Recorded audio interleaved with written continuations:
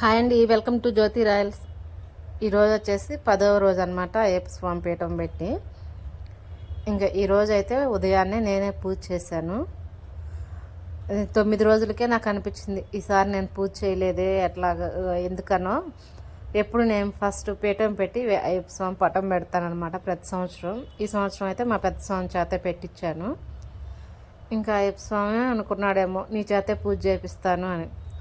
మా బజార్లో ఒక పెద్ద ఆయన కాలం చేశారనమాట. అందుకని చెప్పి స్వాములు ఇంటికి రాకూడదు, ఇంకా నైట్ ఇంటికి రాకుండా వేరే చోట ఉన్నారు.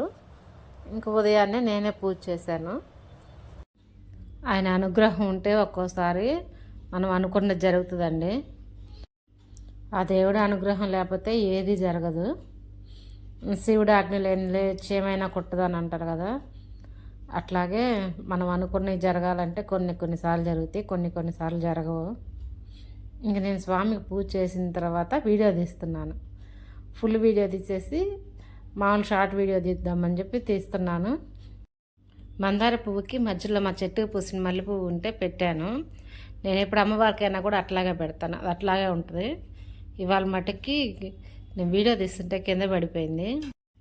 ఇంకా అట్లా కింద పడినప్పుడు దేవుడు వచ్చాడు ఉన్నాడు అని చెప్పి అంటారు కదా, నాకైతే చాలా హ్యాపీ అనిపించింది. ఇంకా ఈ వీడియో వచ్చేసరికి సాయంత్రం పూట. ఇంకా సాయంత్రం మా స్వాములు వచ్చేసారు ఇంటికి. ఇంకా మా స్వామి వాళ్ళే చేశారు దీపారాధన సాయంత్రం అయితే. నేను మా స్వామి వేసుకున్న కానించి అప్పుడప్పుడు కుదరదనమాట. నేను ఒక్కోసారి పూజ చేస్తుంటాను.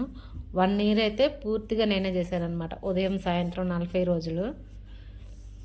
మా స్వామి వచ్చిన తర్వాత హారతి తీసుకునేవాడు. కుదిరినప్పుడు చేయొచ్చండి ఇంట్లో ఆడవాళ్ళు, దేవుడిని అయితే పస్తుంచకూడదు. ఇంకా మా నాయనమ్మ అనేదనమాట, నువ్వు ఇంత చేస్తున్నావు అమ్మ అయ్యప్ప స్వామి కాడికి కూడా వెళ్ళొస్తే బాగుండేది అని. ఇంకా అట్లా జరిగిందని చెప్పేసి నేను సాయంత్రము ధూపం వేసాను అనమాట. ఇల్లంతా సాంబ్రాణి వేసాను.